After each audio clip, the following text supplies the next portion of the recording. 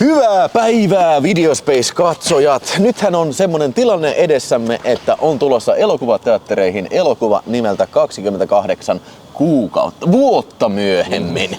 Joten sen kunniaksi katselimme sitten nämä kyseisen filmifranchisin edeltävät edustajat, eli Danny Boylen 28 päivää myöhemmin ja 28 viikkoa myöhemmin, josta vasta ohjauksesta heräsi henkilö nimeltä Juan Carlos Fresnadillo. Joo. Ei sano yhtään mitään. ei sano niinku mullekaan yhtään mitään, eikä se ole varmaan tehnytkään tuon ulkopuolella kauheasti. No, ehkä hänen tunnetuin leffan Insiders, mutta puhutaan nyt tosta ekasta ensin. Joo, kyllä. Elikkä vuoden 2002 elokuva. Ja tämähän on vähän semmonen leffa, että voidaan sanoa, että tämä Dawn of the Dead, siis Jack Snyderin Dawn of the Dead ja sitten Shaun of the Dead, niin tää kolmikko sitten on vähän semmonen leffa-kolmikko, joka sitten on syypää tähän, että minkä takia tehtiin niin saakelisti zombifilmejä sitten siinä 2000-luvun puolivälistä aina niin kuin seuraavat 10 vuotta. Joo. Sitten. Että kyllähän se zombibuumi on vähän laantunut sitten. Näin. Tai siis se zombibuumi oli sellainen, että nämä zombiat on niin saatanan nopeita. Joo. Nämä kehitteli uudestaan niin sanotusti zombigenre. Joo, ja siis varsinkin justiin niin kuin toi Dawn of the Dead ja tämä niin kuin edusti siis just tätä niin kuin, vähän tämmöistä vesikauhutyyppistä zombia ja niin kuin helvetin nopeasti juoksevaa zombia. Eikä tässä nyt oikeastaan edes ole nää zombeja sitten, mutta kyllä se nyt voidaan varmaan nivoon. Raivotauti. Niin, että siis näin. Mutta, hei, leffan ohjauksesta vastaa mies nimeltä Danny Boyle. Eli Trainspot. Kyllä. Joo. Hyvin lyhyesti juonihan on se, että tää Cillian Murphyn esittämä Jim herää sitten. Se on Gillian, älä hauku. Cillian. Ja Gillian. Cillian Murphy esittämä toi Jim herää koomassa sairaalasta ja niin kaikki on yhtäkkiä sitten hävinnyt helvettiin, että koko Lonto on sitten ihan tyhjillä ja pianhan se löytää sieltä sitten kirkon, missä sitten ensimmäiset nämä vesikauhuiset äijät sitten juoksee sen perään. Kyllä, ja siellä sitten pikkuhiljaa alkaa tulee myöskin muita selviytyjiä vastaan ja sitten ne vähän niin kuin kerää porukan ja yrittää päästä turvaan sellaisen sotilasalueeseen. Joo, siinä matkalla ne tapaa sitten tämän sanon toi Brendan Gleesonin esittämän. Se vanhempi mies sitten, jolla on tytär ja joka on pistänyt tämmöiset jouluvalot sinne, niin kuin, tiedätkö, että hei, täällä on selviytyy tällä ja sekin lähtee niiden mukaan. Ja sitten ne siellä kuulee tosiaan tämän radiolähetyksen tästä sotilasbeissistä, että täällä olisi vähän niin kuin sitten semmoista niin kuin turvapaikkaa tarjolla ja parannusta tähän virukseen sitten ja näin.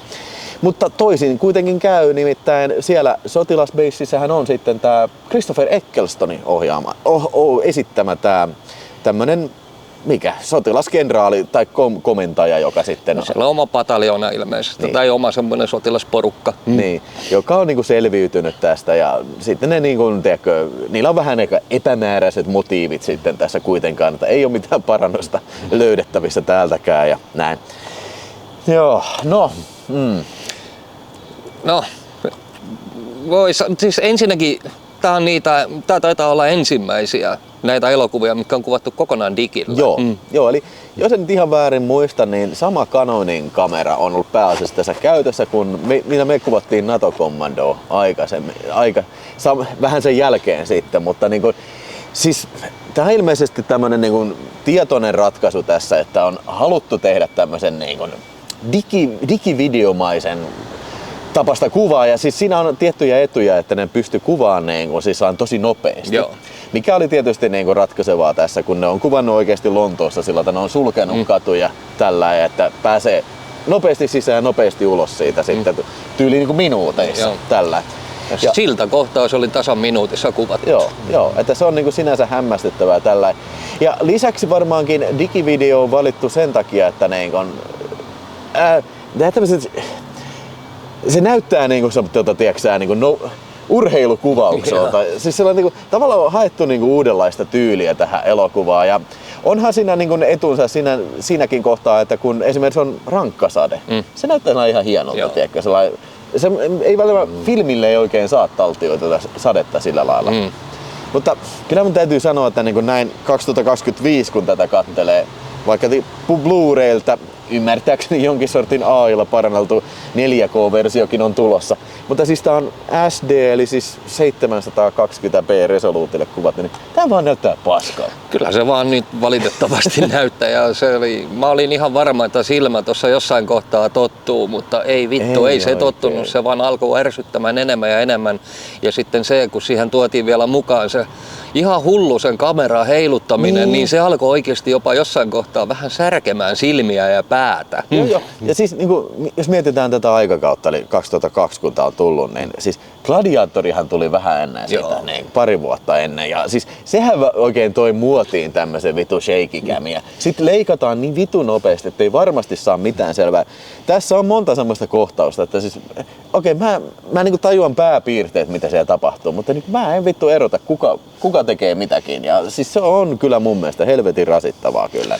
Onneksi tuli Raidi ja sitten toi John Wick, eka osa, joka sitten teki tuosta heiluttamisesta vähän niin kuin kirosanan, että tuotiin kamerat takaisin paikalle ja kauas. Niin ja siis se on tullut vähän niin kuin semmoinen vastareaktio tälle ilmiölle, että niin kuin halutaan, että niin kuin nähdään, että näyttelijät oikeasti tekee siinä jotain ja niin kuin pitkiautukset, että sä niin kuin selvästi hahmotat sen paikan ja toiminnan suunnan ja tällainen liikkeen, mikä on mun mielestä pelkästään vaan hyvä asia. Todellakin. Niin. Koska siis ihan oikeasti tuo kameraheiluttelu meni niin kuin jokaiseen genreen. Sanotaan, että etenkin toimintaelokuvat pilattiin todella pahasti. Joo, mietitään vaikka tätä Takenia. Niin, Takeni muun muassa ja sitten Batmanit niinkin hölmöllä. Ja sanopas nyt se Bourne-idea. Joo, se oli ihan vittu helvetisti. Koreografioita ollaan tehty, mutta ne on pilattu perkele kameraa heiluttamalla. Että voisiko periaatteessa sanoa, että niin kuin 28 päivää myöhemmin myös starttaisi tämmöisen niin kuin shaky cam tai ainakin vahvensi tämmöistä trendiä sitten. Jotenkin kauhugenressä. Ja sitten, tää on myös tämmönen aika brittiläinen elokuva, tiedätkö, että hyvin erilainen kuin esimerkiksi jos vertaa George A. Romeron näihin klassikkofilmeihin, niin tässä on niinku paljon, tää on aika hahmokeskeinen sitten, tiedätkö, ja siis miten sitä nyt oikein sanoisi sitten, että esimerkiksi kun ne lähtee sillä niin kuin taksilla sitten pois täältä Lontoosta, sitten siihen tulee tämmöistä niin kuin letkeitä hetkiä, tämmöistä niin kuin suvantovaiheet. Niin, suvantovaiheet ja siis semmoinen niin kuin, sit kun päästään varsinkin sinne niin kuin sinne sotilastukikohtaan, niin mun mielestä se lähtee vähän niin kuin, en mä tiedä, vähän tyhmille urille. Se sanotaan jopa kliseisellä. Että kun post-apokalypse-elokuvissa on vähän semmoinen meininki, tiiäksä, että ihmisen pahin vihollinen on ihminen itse. Ja tässä sitä oikein alleviivailtiin. Kyllä, ja siis myös, että niin armeija on pahin vihollinen. Tämmöinen kaikki militarismi on pahin vihollinen. Niin kuin, siis paitsi että ne saattaa ehkä auttaa sua niin kuin siitä itse kriisistä, mutta kun ne ottaa vallan, niin sitten se, niin kuin, periaatteessa se on niin kuin se suurempi uhka siinä sitten. Niin kuin, Mutta ei siinä, siis onhan tässä kyllä hyvät hetkensä. Kyllä. Ei sitä pidä kiistää ja mieleenpainuvia kohtauksia kyllä esimerkiksi just niin kuin tämä Cillian Murphy sitten lopussa kun se lähtee ilman paitaa siellä pyörimään siellä baseissa ja alkaa tappaa niitä tyyppejä. Siinä on kyllä vähän sellainen verenmaku suussa. Semmoisia hetkiä kyllä. Niin ja sitten ensimmäiset semmoiset kunnon, mä tykkäsin siitä tunnelikohtauksesta, kun ne lähti tulemaan sieltä kaukaa ne zompparit ja niistä näki, että ne oli nopeita.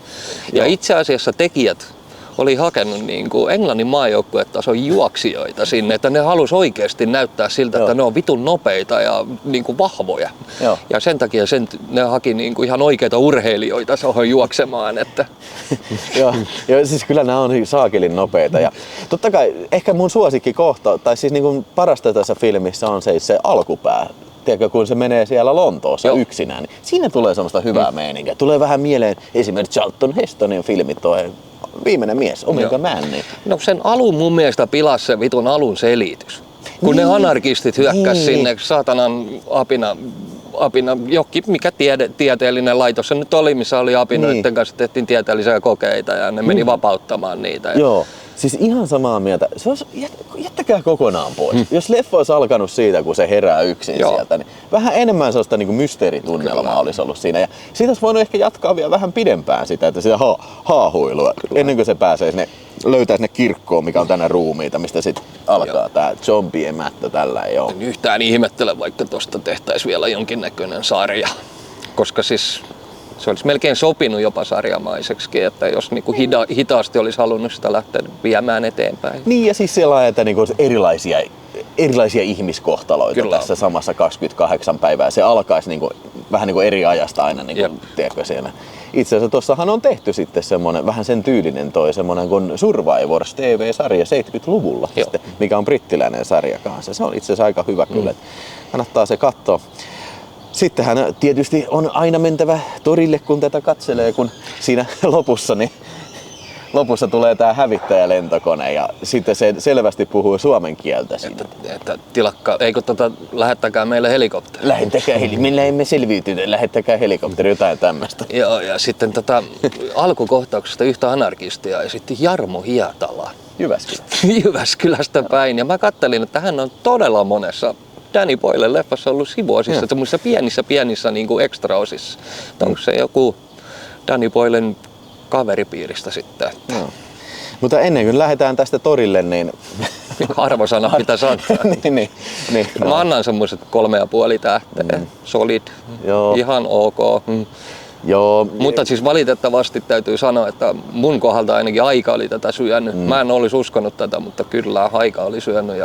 Eikä kyllä mun mielestä, en mä kyllä koskaan mitenkään älyttömän ihastunut tähän ollut. Siis silloin kun tää oli uusi, niin silloin nämä samat ongelmat hiersi tässä. Niin. Kyllä mä muistan, että me käytiin, että ei vittu, me ei kumpikaan ei tykätty niin. Tästä. Mä muistan, kaikki koko porukka oli vähän sillä pettymys. Joo, ja tää tuli isolla boomilla, tiedätkö, että niin, nyt on tulossa tämmönen uusi Jumalan kautta raivotautu zombi kauhia, ihan vitun pelottava. Joo, ja uudella tekniikalla. Niin. Ja... Sitten katsoin, no ihan.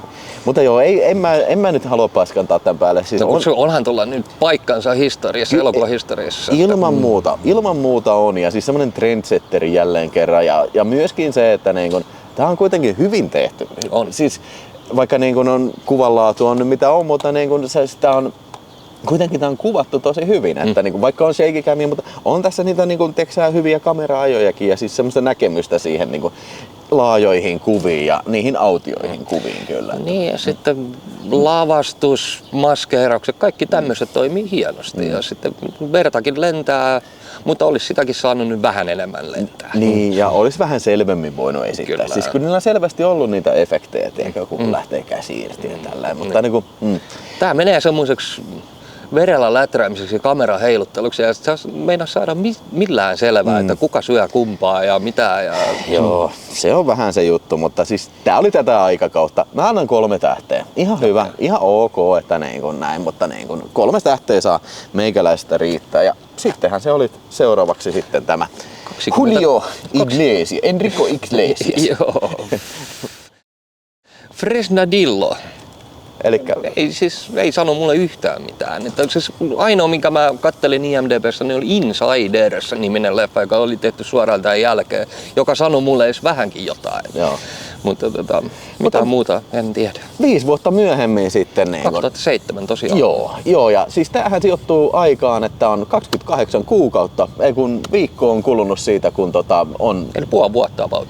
Niin, on ollut Lontoa paskana ja se on niinku, selitettiinkö siinä sillä lailla, että on niinku kuukaudessa niinku näänty nämä taudin saaneet nälkään sitten ja tää. Ja sitten niinku siellä NATO-joukot alkaa sitten niinku kansottaa Lontoota ihan alusta uudestaan. Ja sehän alkaa sillä ihan tehokkaalla kohtauksella siinä, kun meidän pääosan esittäjä Robert Carlyle, niin, tai no ei se oikeastaan ole pääosan esittäjä, se on pahis tässä. Se on puoleen väliin asti pääosassa.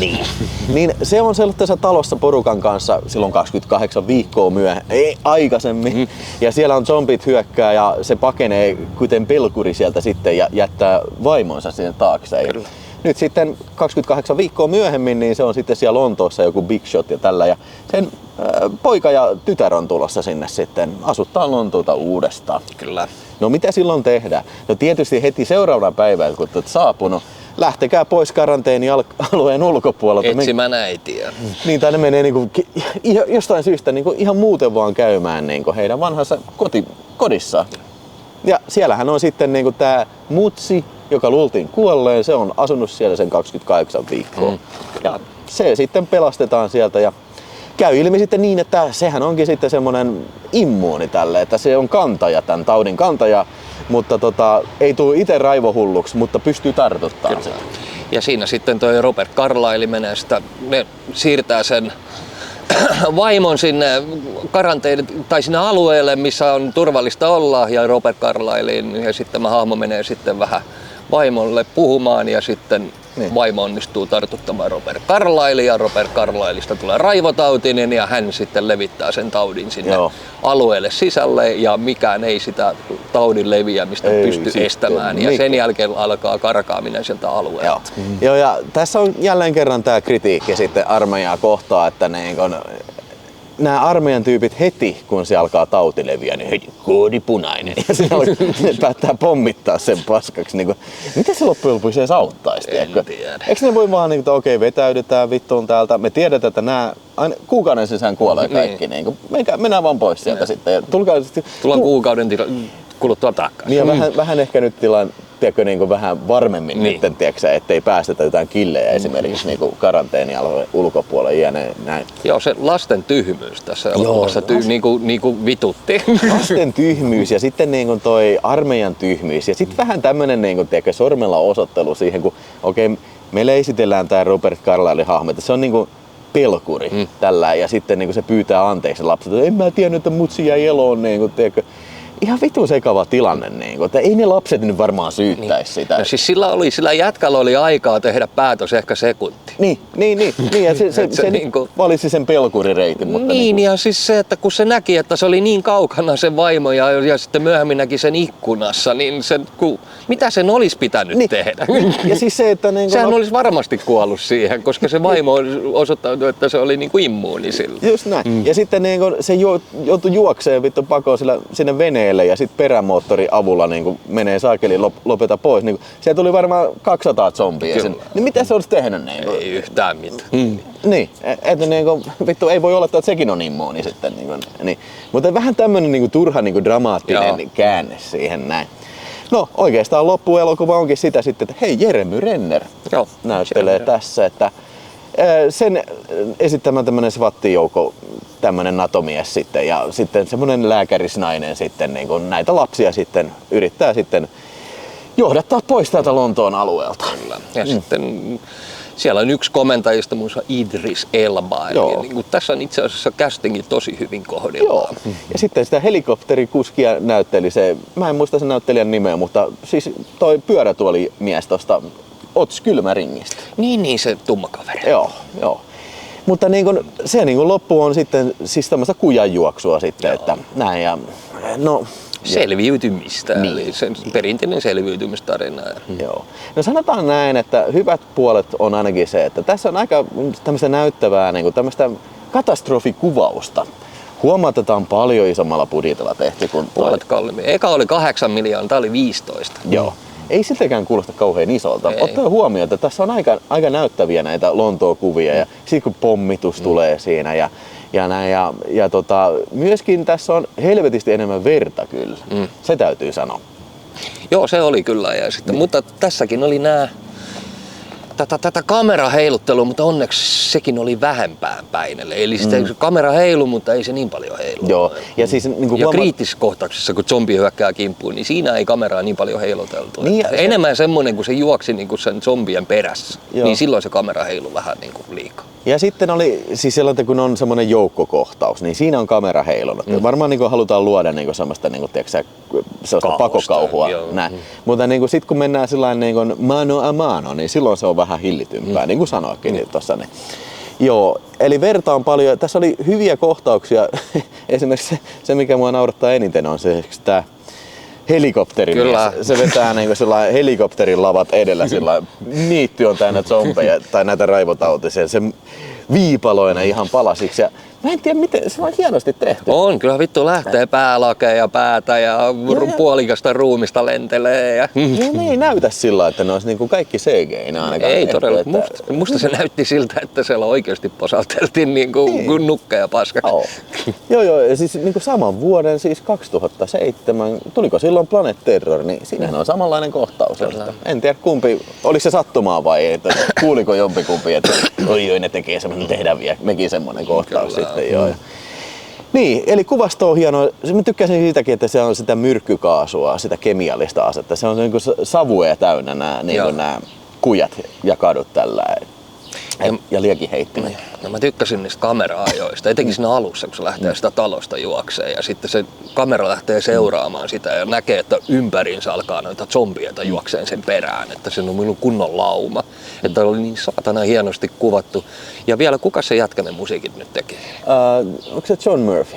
Joo. Niin, John Murphy. Joo, sitä unohtikin sanoa tästä Mike Murphy vai John Murphy, jompikumpi. Niin, eli aikaisemmasta osasta, niin aivan mahtava se musiikkiskore ylipäänsäkin. Ja sitten se loppu, se semmonen monotoni, pahaenteinen semmonen akustinen kitara soi siinä, niin tässä se sama biisi on 3 kertaa Joo. ainakin. Mutta muutenkin siinä oli saman tyypin musiikit ja siinä oli paljon käytetty. Oli siinä. kyllä ja siis hyvät sopi tosi paljon.